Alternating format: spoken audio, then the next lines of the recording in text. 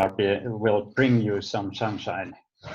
We have a very interesting topic here, and of course the theme for this part today is Together for Change. So this webinar belongs to the third module of the FuturelabAE project, and today we will discuss how change-oriented adult education may affect to democracy.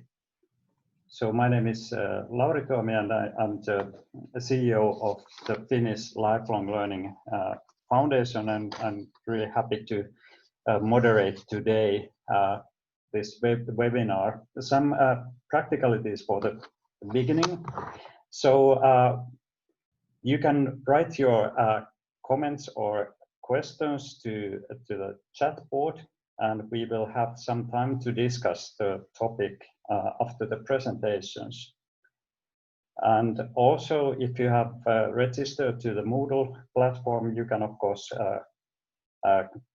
see all the material of the previous modules also. So in order to grasp the whole idea of the project.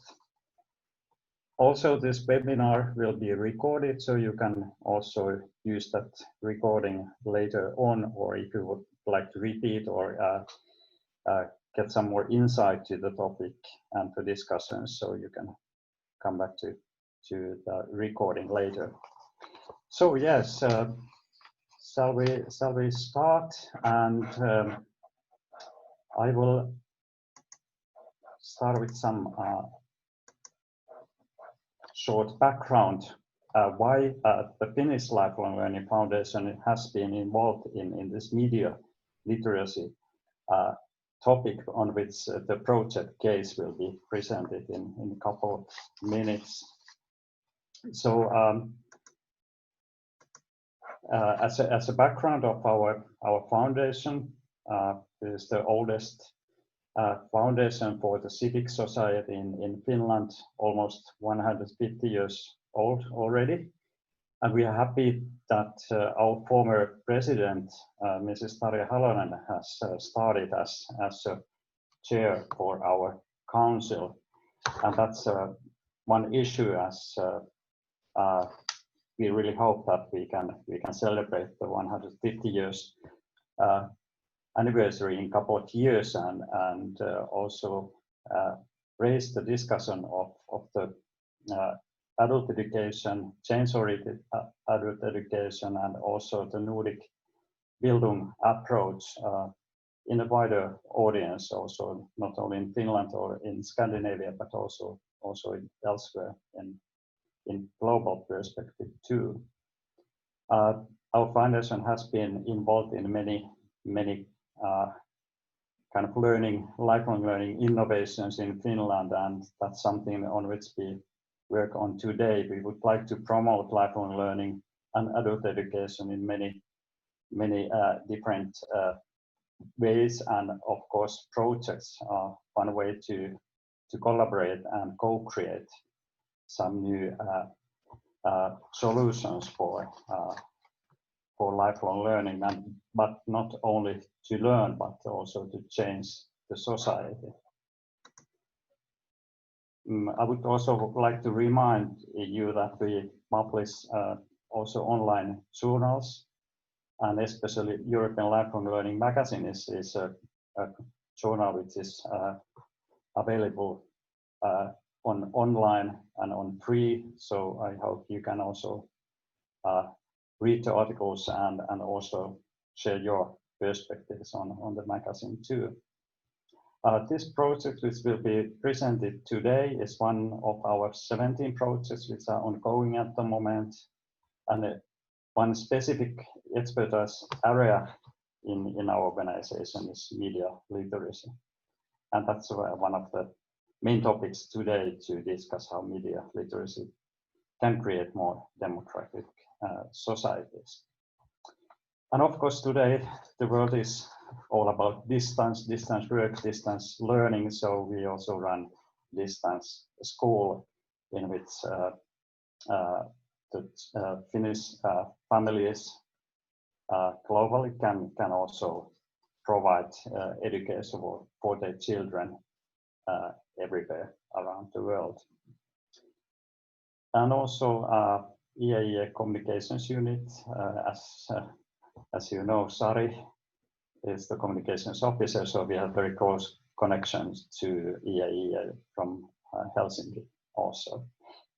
This year we have celebrated 100 years of distance learning in Finland, and that's one of the ways our foundation has been creating new lifelong learning opportunities for the society already for 100 years, as said. So, and why we are running a project in Palestine? It's all about co-creation and collaboration, as I said. That's our main aim to create new solutions. And of course, one of our strategic goals is to provide learning and lifelong learning opportunities in the regions which are fragile and also which may face the lack of democracy. That's one of the ways the Finnish Ministry of Foreign Affairs have also started funding this kind of project. And we really see that adult education is a very good tool to foster active citizenship. And also, in order to create impact, in every project we run, we try to find the best way to create impact through that kind of target groups, which may then localize the operations and be active in different locations and regions. And therefore, of course, teachers and teachers' education is one of the issues we do. So this is all about the background and some context regarding today's topic. And I would like to give the floor to the key persons of the project. And I would like to first say some words about these excellent ladies, which will have the stage in a few minutes. So from our organization, from our foundation, Ms. Anne Tastula will tell you about the project and the Finnish perspective of the project. You may see already Anne on the frame.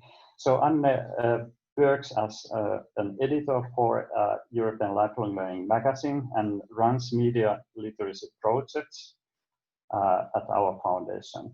She is a journalist with strong training skills and has been involved with all three projects we have run in Palestine.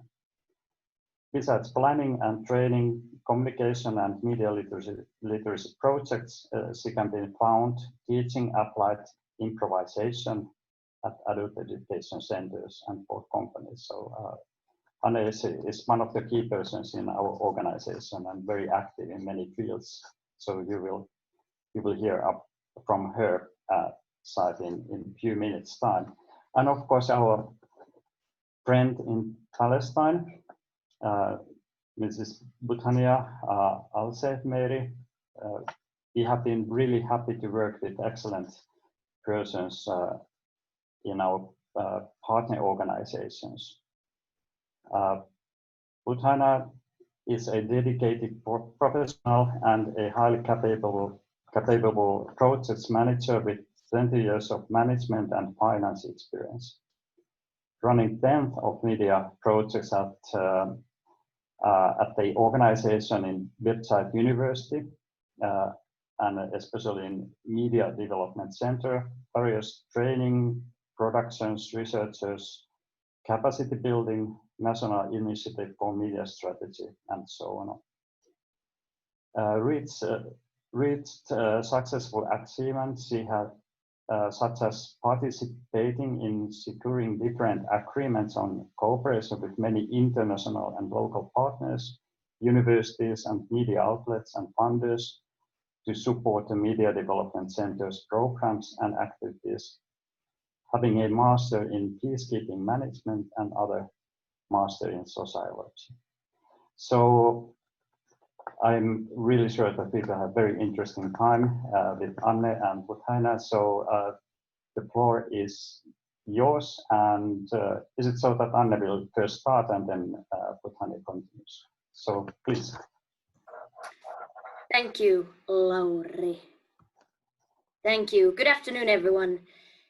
I will start by sharing my screen and the presentation.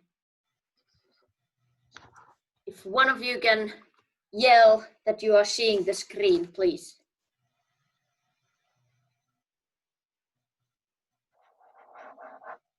Can you see my presentation? Yes. Perfect. Yes. Thank you.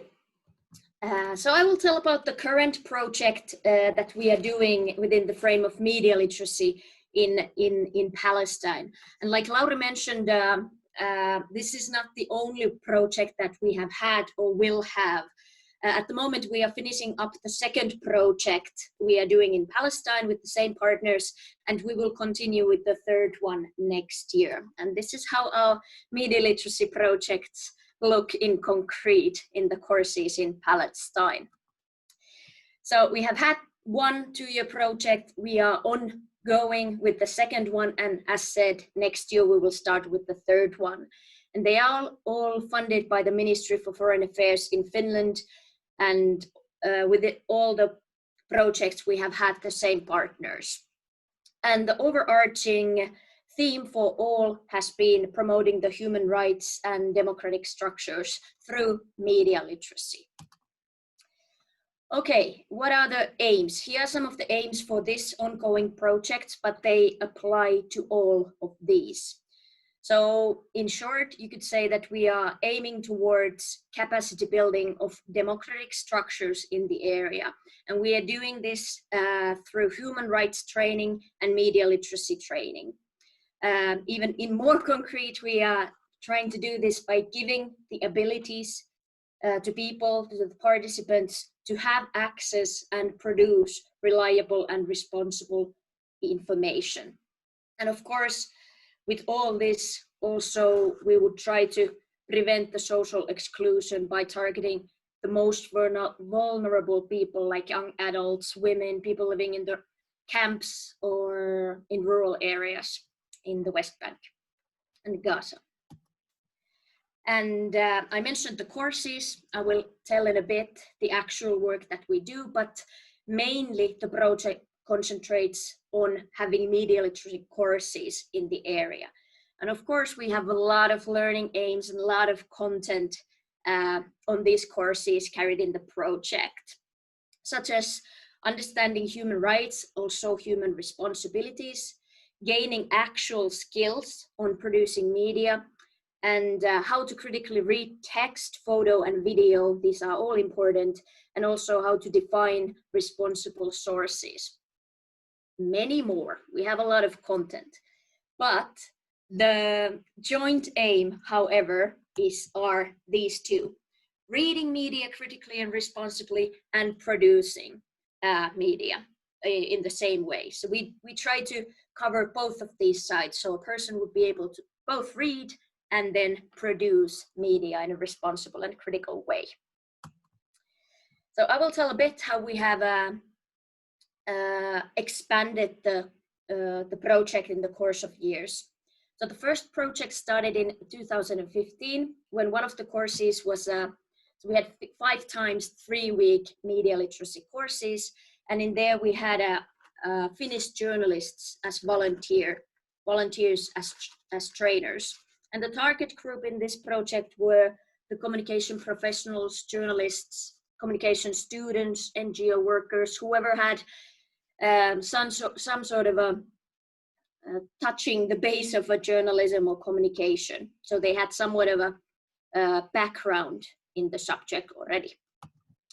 Then with the second project, which we are finishing up now by the end of the year, so we have added the training of trainers.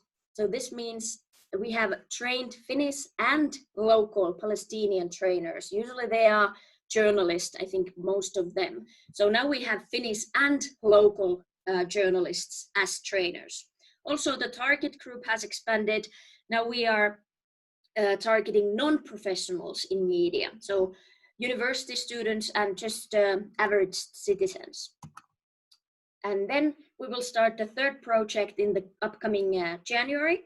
And once again, we are expanding the project. So this time we are still keeping the training of trainers, but we will have both Finnish and local journalists as trainers, but also pedagogues.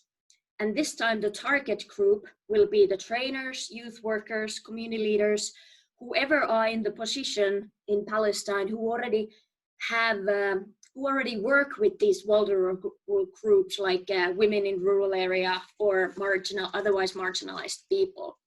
And the media literacy training course will be training media literacy. So this time we will be trying to expand the impact in a way that we are actually training how to train media literacy, if that makes any sense. And in this way, try to gain even more impact for a larger scale and a vaster group of people. Yes. And since the formal evaluation of this ongoing project is yet to be done, so what I have here are a couple of quotes here to express the impact and change this project has had on an individual level. We have a couple ones there from the Palestinian participants and a couple from the Finnish trainers.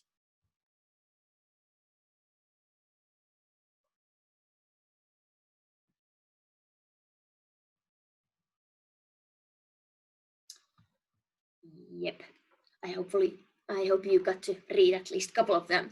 So yeah, the point being that, of course, and hopefully the main impact and change is happening in the target area in Palestine within the primary beneficiaries. But this is to show that the change in awareness is happening on many levels, both locally, but also in Finland and within the Finnish people.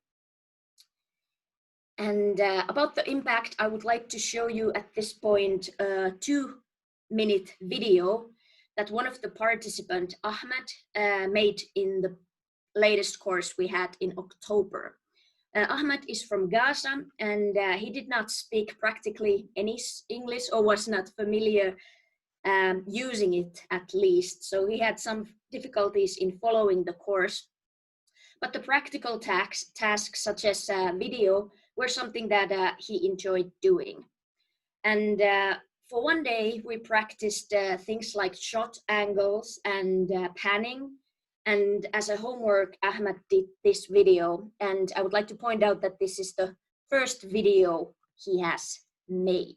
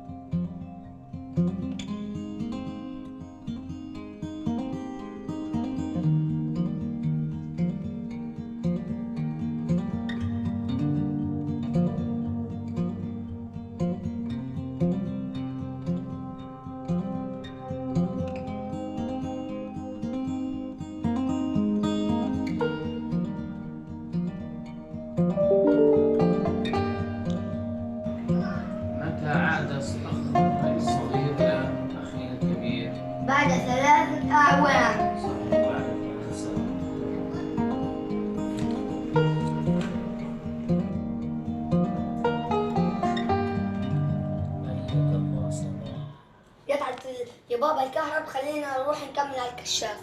ماشي.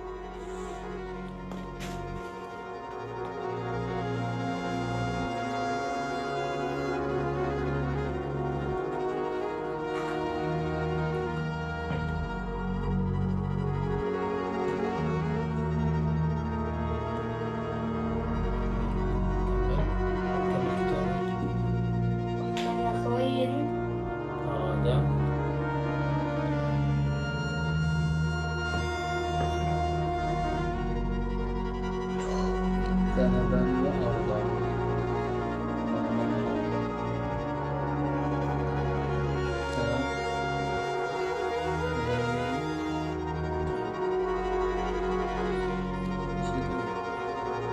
بعد وفاته.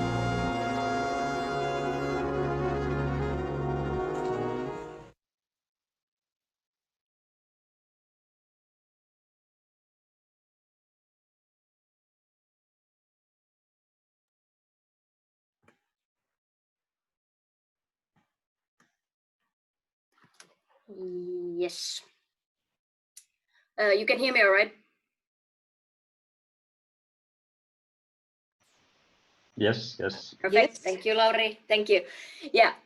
So I would like to once again, I guess I said that already, but point out that I believe that the change and the impact we are making in this project is not happening only in Palestine. Of course, the main things are happening there and within the people who are involved in the project in Palestine, but also a lot of the change and impact is happening within the Finnish people and here in Finland as well. So I have concluded some concrete impacts and changes here for both of the areas.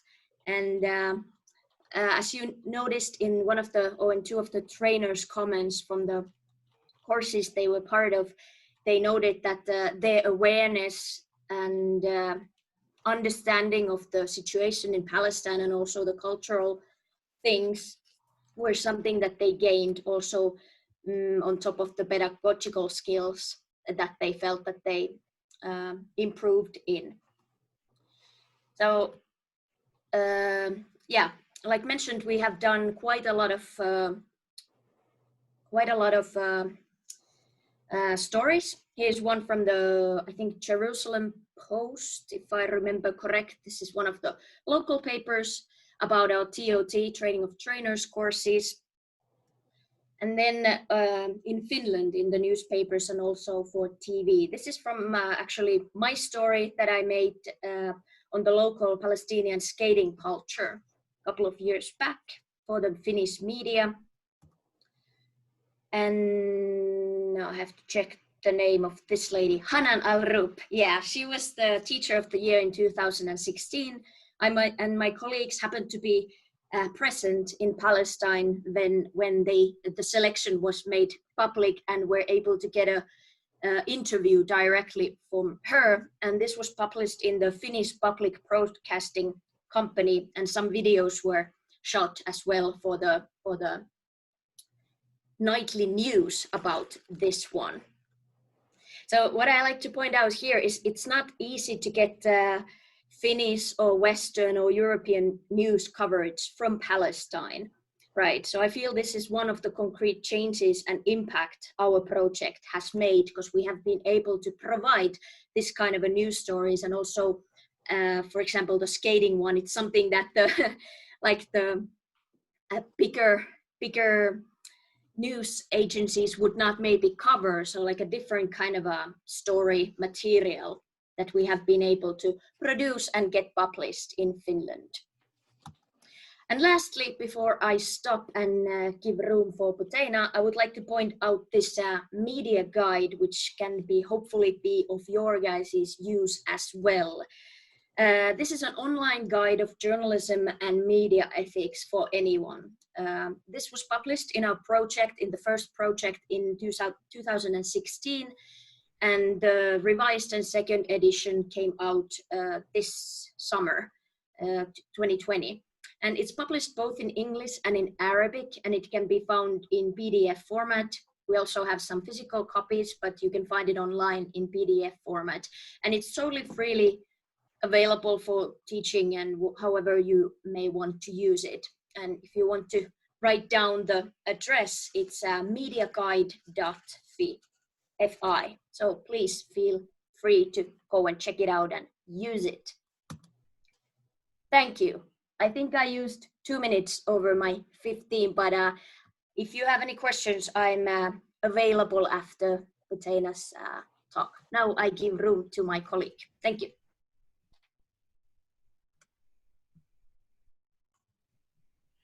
Thank you, Annie. It was a very great presentation, and we are so proud that we are work together. Good afternoon, everyone. It's my honor to be with you today to talk about the media literacy in Palestine. I'm Uteina Smeri, as Dr. Lowry introduced me. I'm the project manager at MDC in Birzeit University. I will, okay, share. I just want to share my my presentation. Can you see it? No, not yet. Could you share it from the yeah, that's what again to stop sharing and then select the presentation only? Okay, I will do it again. You select the PowerPoint file on the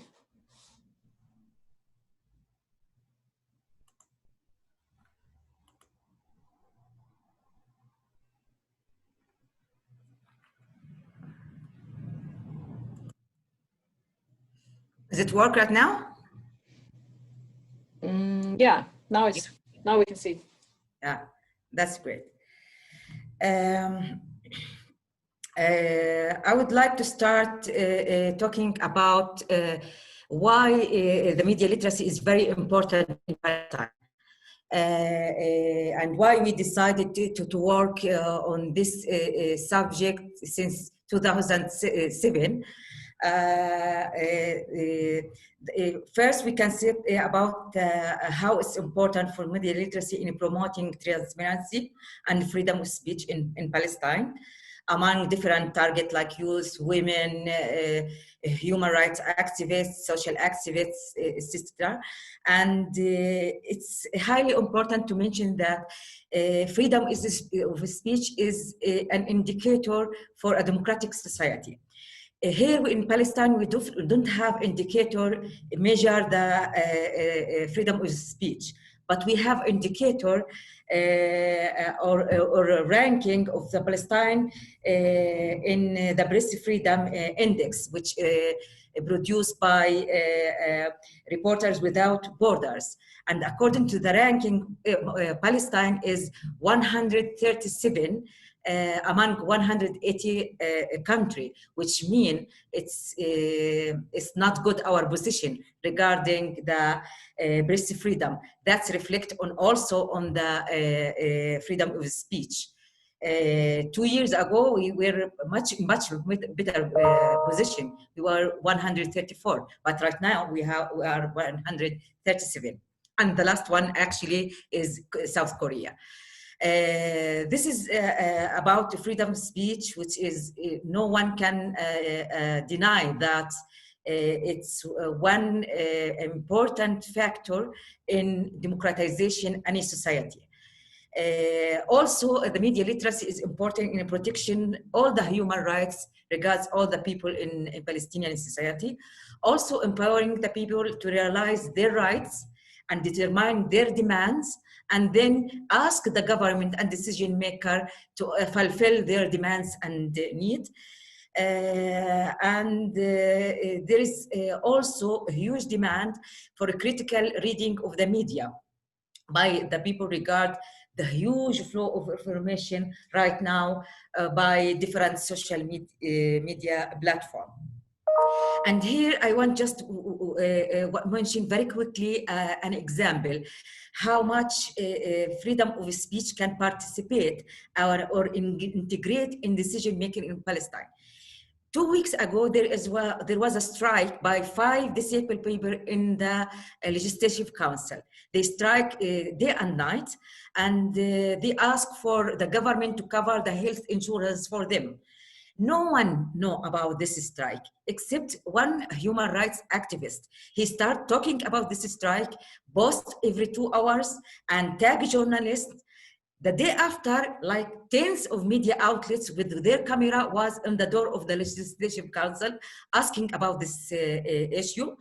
Few days after that, there was a huge demonstration by disabled people and supporters for disabled rights. They closed the streets and they strike in front of the Legislative Council.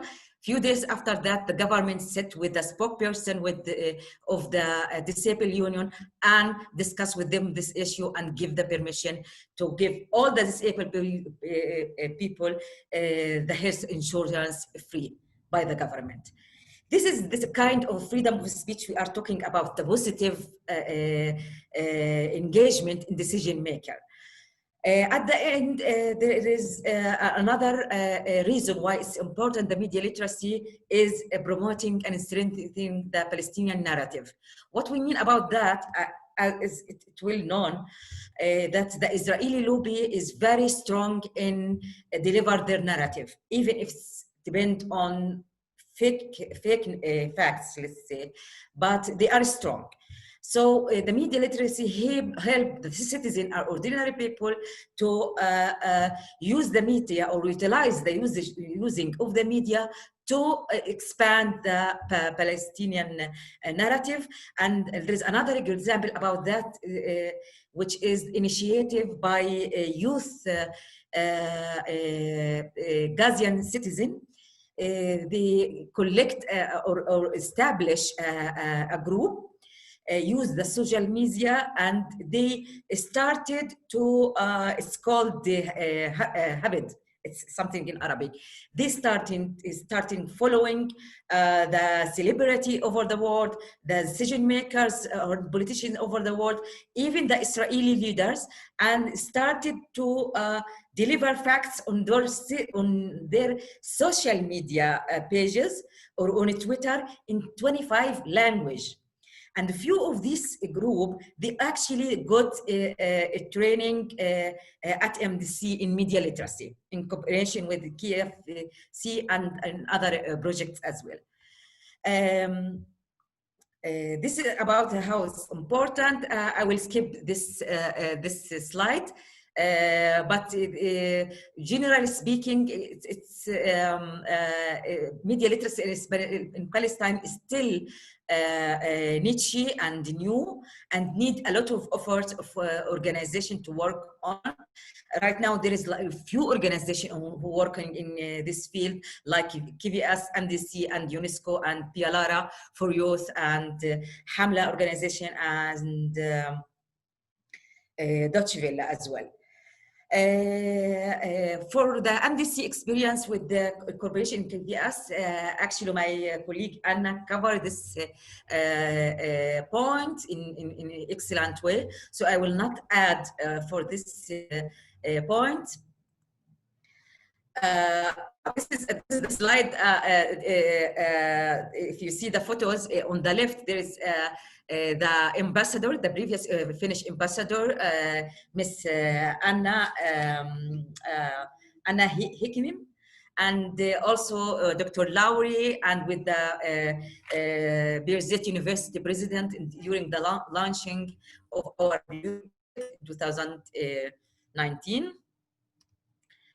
And this is also photos for the graduation in course in MDC in cooperation with GBS. And on the right is it's the TOT is a celebration for the participant with their certificates. This is another photo about conducting the courses during the Corona era, when we changed to online courses, one in Gaza and one in Hebrew. About the impact of media literacy in Palestine, actually, Anne talked a lot about the impact on the individual level, which can we measure it in this stage. As a long-term impact, we need years to actually to measure it. But on an individual level, I would like to add to what Anya said about the local trainer, how it's this project influenced them or impact them, that really the local trainers who got the TOT course, they had new skills in training. They never was a trainer before, so they got this new skills and knowledge. They become a trainer during this project, and some of that local trainer become a trainer in different projects in other organizations, which is a very successful story to our projects. Also, it was for them the first time to communicate with other trainers, like the Finnish trainers and Annie as well, and Carolina before. So it was for them a great experience to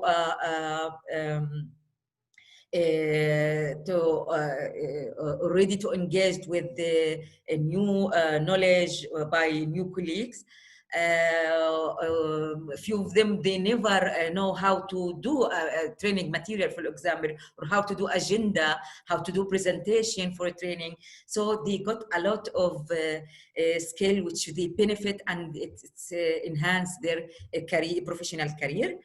On the level of the trainees themselves, I can add, beside the quotation just Anne present, that many of the trainees become more aware about the intellectual ownership, for example, when they share a photo or video or even free music. They are aware about the ownership. They are aware about the human rights and how to write about human rights.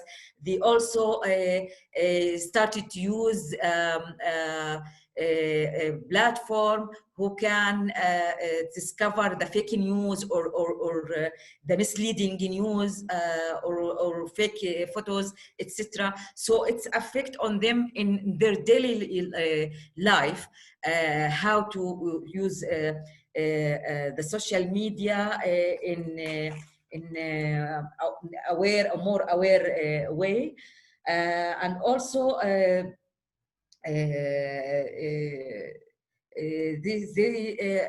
become more aware about the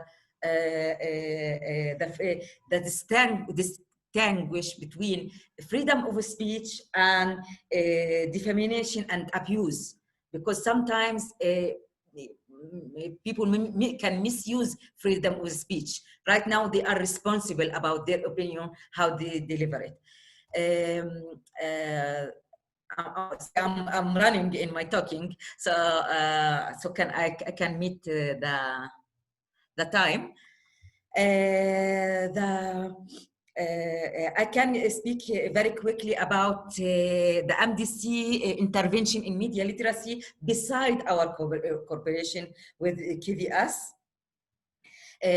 Actually, I can say that since the past 5 years, we work a lot in media literacy among different subjects with different targets. Like we work with ministries, we work with the NGOs, we work with the human rights organization, we work with the women organization, we work with the municipalities about the skills of the spokespersons,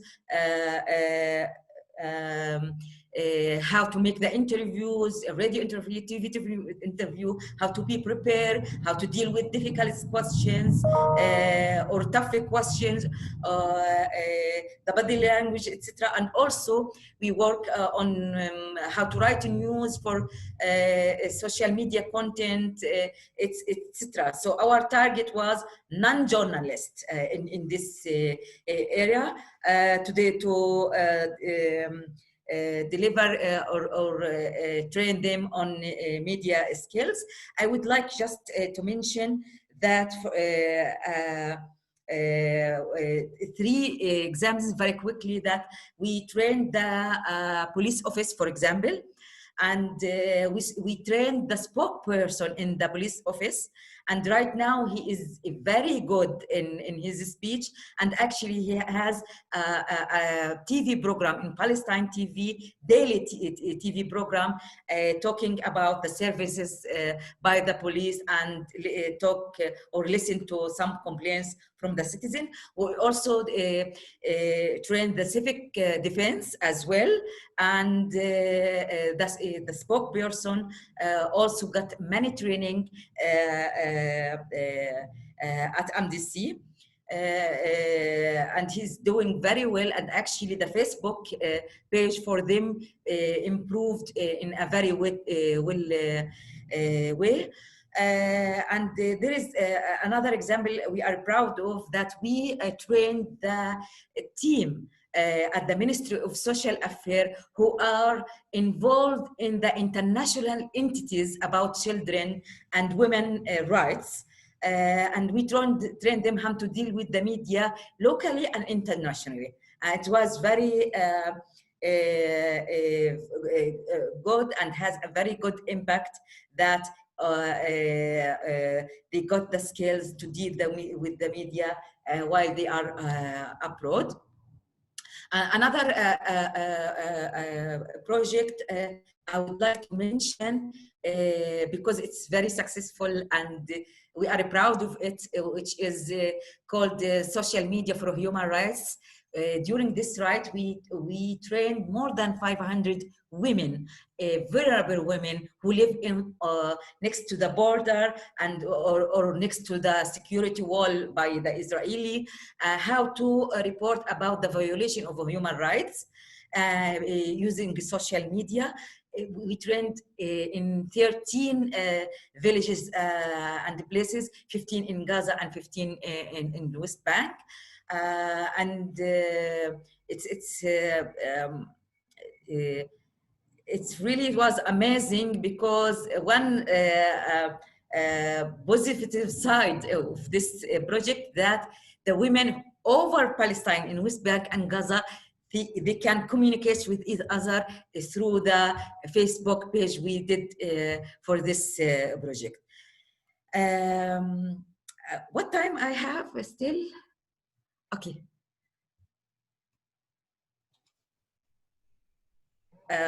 This is some photos about different courses.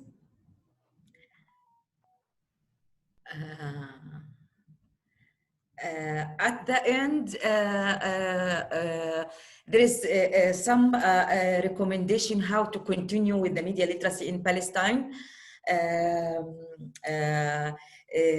That we have to focus on marginalized remote area, especially in Area C and Gaza Strip. And also we have to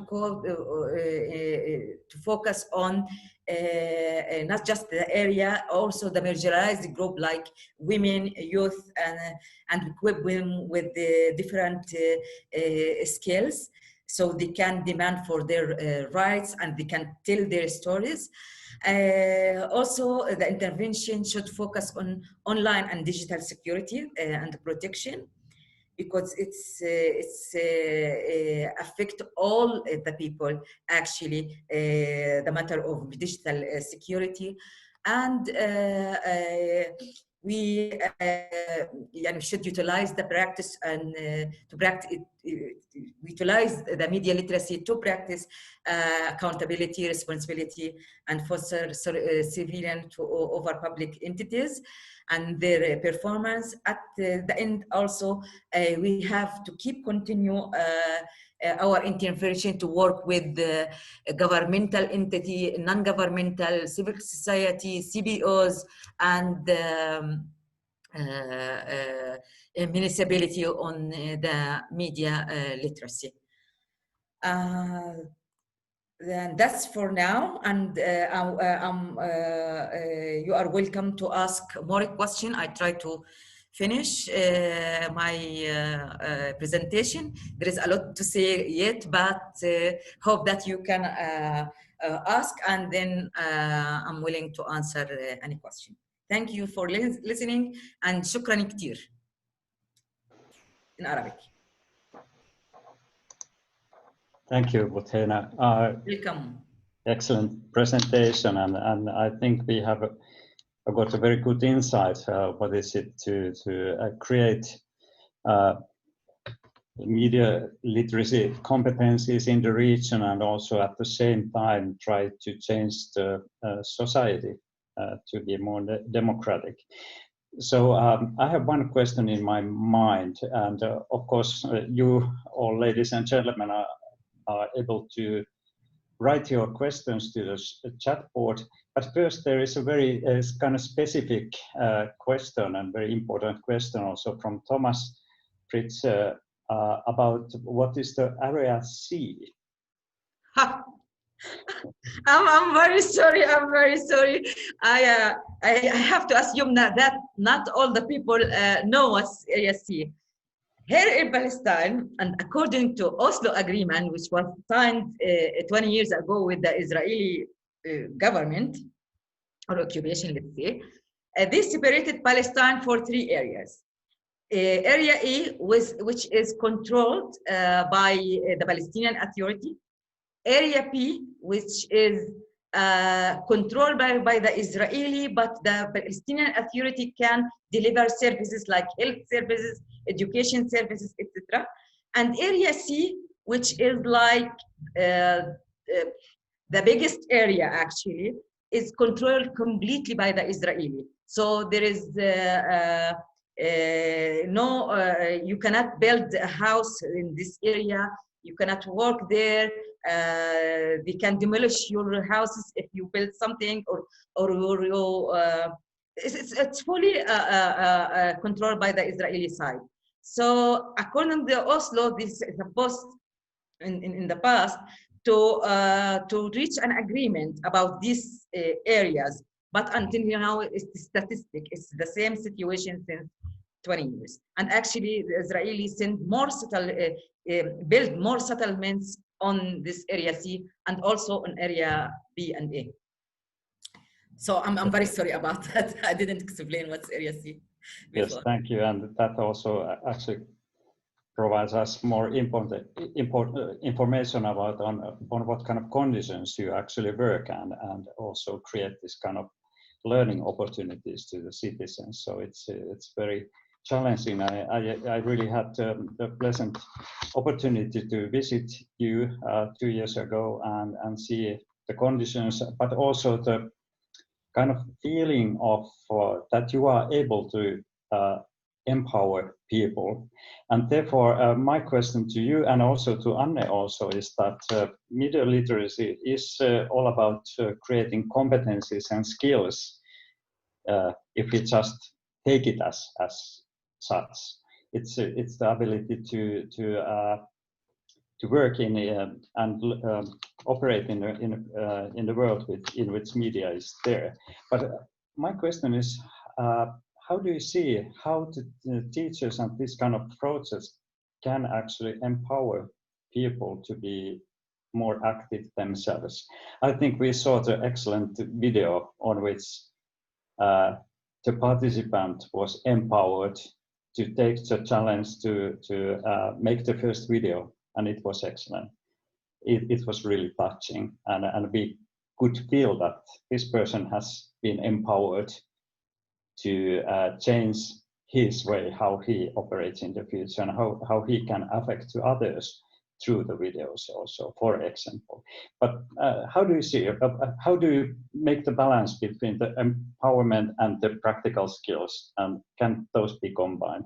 Because I think this is the root of change-oriented adult education. Maybe Buthena, if you... Yeah, for me the question? Yes. Yeah. As I understand, how to compare between what they learn and the skills they got and the empowerment for them in the same time. Yes. Yes. Yes. Yeah. Can those be combined? Yeah. Competencies. Yes, yes. Actually, the good thing about the projects is that it's the training is always end with the production. First, you will be guaranteed that the skills and the knowledge they got it during the training, it reflected on the production. It's like indicator if they got it or not, because at the end there is a production. That's like what we saw the film from Gaza about the electricity and how is the life without electricity. On the short level during the course, you guarantee that they got the skills and knowledge, and they implement what they practice. On the long term,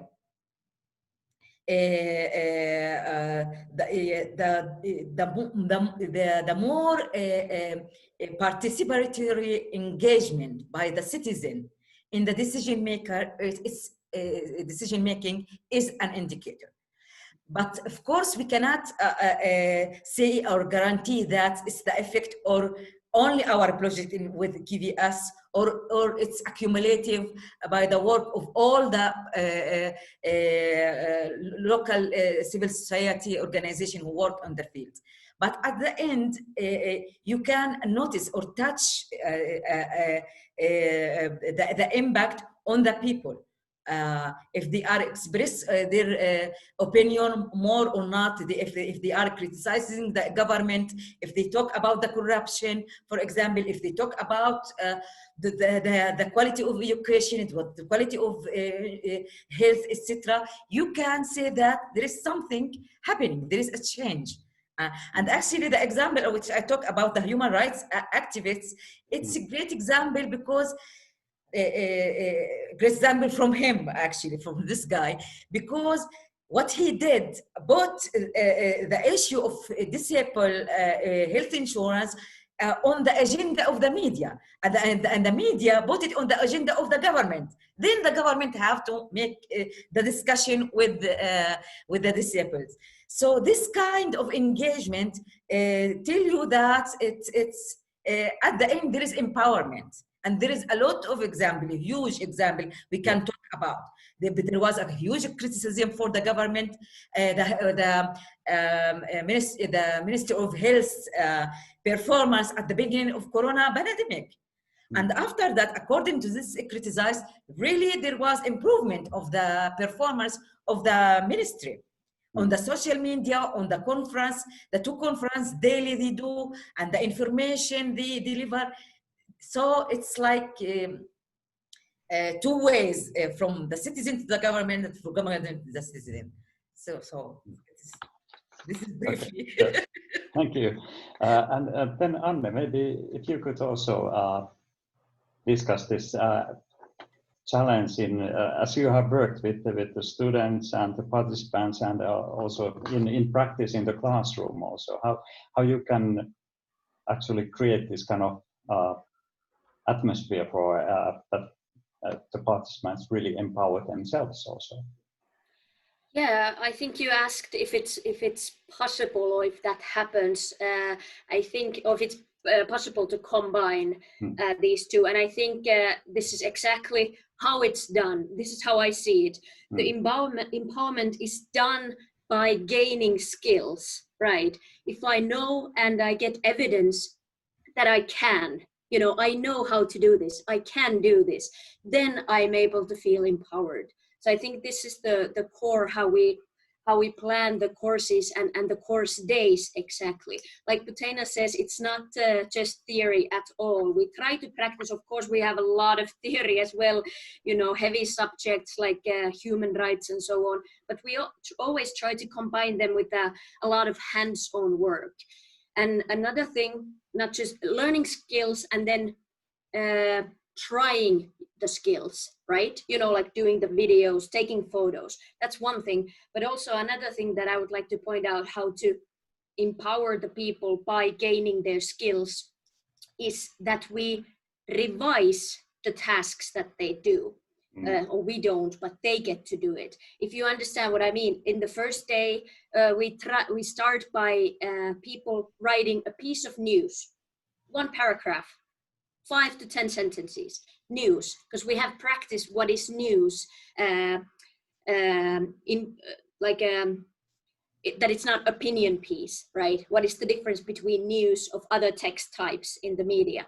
So we start with the people writing just a short paragraph, following the rules of a news, right?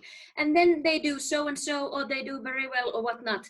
But we don't leave it to that. But during this time 2-week course, people get to come back to that, and they improved it. Every day they learn something new. Then on day 5 they will learn how to take photos, right? So then they will try to think of a very good media photo that would go well with this piece of news that they have written. So we try to plan the courses so that they would always build on top of each other, or on the things that you have done. So I think this chance to revise your own work according to what you have learned today, like, oh, now I see that there was something missing in my task, I get to improve it. So I don't know if I'm correct, but this is how I feel, that that makes you feel empowered, because you get to see that you have learned something and you have the means and skills.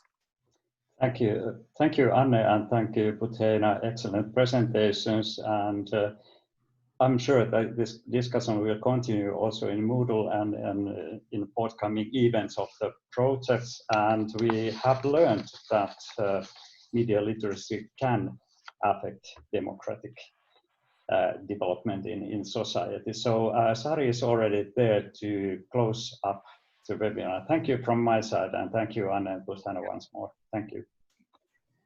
Thank you, everyone. Thanks. I had a question for Anne, but I think our time is running out. I know you have told all kinds of interesting experiences, what the Finnish trainers have also had in Palestine, and how you have conducted these trainings in a very dialogical sort of way, which is also at the core of this change orientation, that it's about like a dialogical method, and also like making people think about things in a new way and question them, and not just, pouring information that here it is. So yeah, I don't know if you want to say a couple of words about that, but yeah, our time is running out, but yeah. So I just wanted to remind people that you can find Puteina's and Anne's presentations afterwards on the Moodle platform, and so you can log into this aelearning.eu platform to see all the previous webinars there, and also this webinar's recording will come there. And you also have a learning task. If you want to get a badge for this module, you can complete the learning task there. It's quite nice and easy, and you can continue discussion there, like Laura said. And I welcome you back to the next webinar we have in the series, which is in 2 weeks' time on Thursday. And yeah, that's all from me. Thank you. Yeah, thank you. كثيرا in Arabic. Yeah. Thank you. Bye-bye. Bye. Bye-bye. Bye. Bye-bye.